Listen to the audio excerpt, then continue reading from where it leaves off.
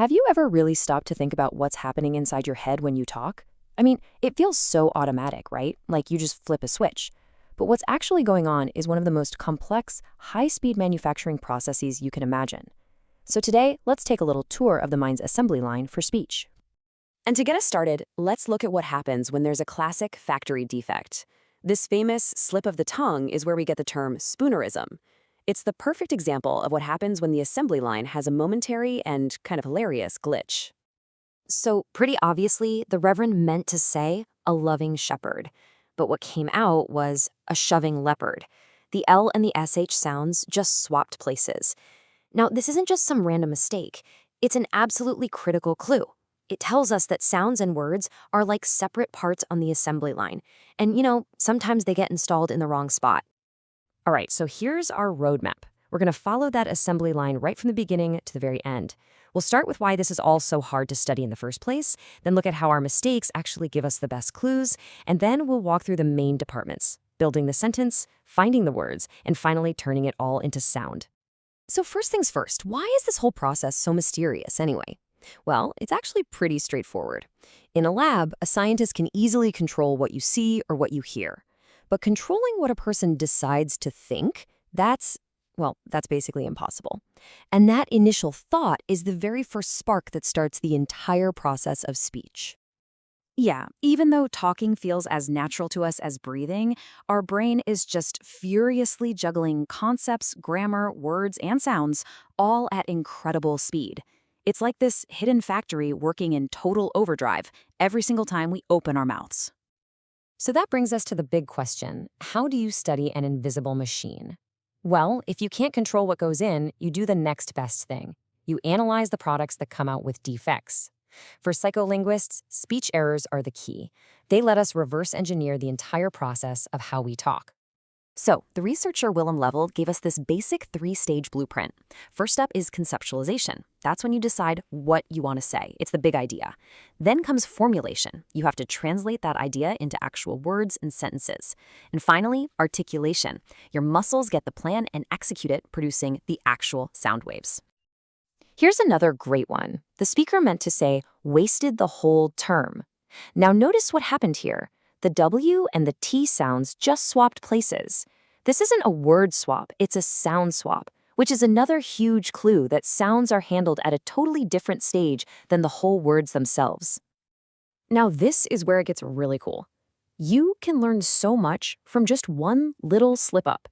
The person meant to say, a weekend for maniacs, but the main words, maniacs and weekend, got swapped. But look at what didn't swap. The stress of the sentence stayed on the second word. The plural S also stayed right where it was. And, this is the amazing part, that S actually changed its sound to a Z to match its new neighbor, weekend. This is perfect proof that the sentence structure, the little bits of words, and the sounds are all planned on different levels of the factory. So based on evidence just like this, a psychologist named Merrill Garrett proposed that these different kinds of errors have to be happening on totally different factory floors, or levels of planning. Word exchanges, where whole words get mixed up, happen at one stage. But sound exchanges, those spoonerisms, they happen at a completely different, much later stage. Let's break down Garrett's model. At the top, you've got the functional level. This is where you pick your main content words, your nouns, your verbs, and you give them their jobs, like subject of the sentence or object. This is where words can get swapped around. Then, later, you get to the positional level. Here's where you put everything into its final order and figure out the exact sounds. And this is where sounds get swapped. The big takeaway here? We pick the words before we've fully decided where they're going to go and what they're going to sound like. Okay, let's step onto the factory floor. First stop, the syntax department. This is where the basic blueprint, the grammatical frame of a sentence gets built. And there's this fascinating thing that happens here called syntactic priming. You see, our brains are super efficient, maybe a little lazy in a smart way. If we've just used or heard a specific sentence structure, we're very, very likely to just reuse that same structure for whatever we say next. It's like the assembly line just keeps the same mold for a little while. And this shows you exactly how it works. Let's say you hear, the ghoul sold a vacuum cleaner to a werewolf. Well, you're then much more likely to say something with a similar structure, like the vampire handed a hat to the ghost. But if you hear the other structure, the ghoul sold a werewolf a vacuum cleaner, you're more likely to use that frame instead. It's proof that the grammatical structure is its own separate piece, totally independent of the actual words. Okay, so we've got our sentence frame. Now we need to actually fill it with words. That brings us to our next stop on the tour, the massive warehouse we all have in our heads, our mental dictionary. The technical term for this process is lexicalization. Now, finding a word isn't just one step, it's two. First, your brain selects what's called a lemma. This is the abstract idea of the word. It's the meaning and all the grammatical info, like knowing it's a noun. Only after you've grabbed the lemma do you move on to step two, which is retrieving the lexeme, and that is the actual sound of the word. So think of it this way. The lemma is like the dictionary entry without the pronunciation guide. The lexeme is the pronunciation guide.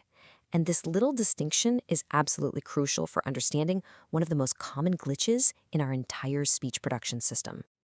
Okay, a little pop quiz for you. I'm going to read a definition, and you see if you can name the object. Ready? It's a navigational instrument used in measuring angular distances, especially the altitude of the sun, moon, and stars at sea.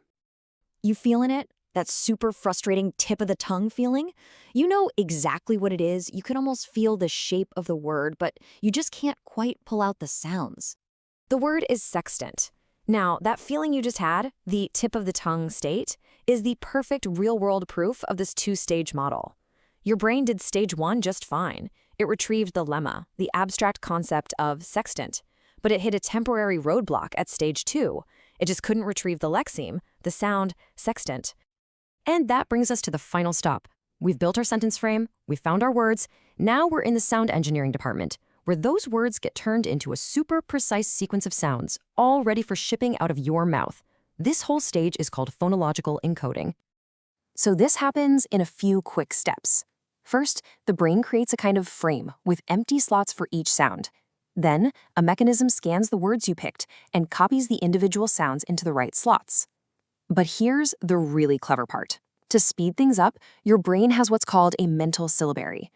Think of it like a library of pre-packaged, super common syllables that it can just grab and use instead of building them from scratch every time. And get this, the efficiency here is just staggering.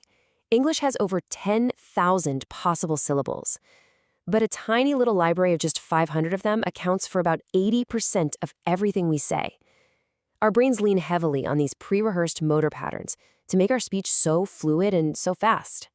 From a simple thought to a sentence structure, to finding the right words, to a perfectly timed sequence of muscle movements, this whole assembly line runs in milliseconds. It is a cognitive miracle we perform thousands of times a day without a second thought. And the occasional slip-up is just a small reminder of the incredible complexity running silently in the background every single time we speak.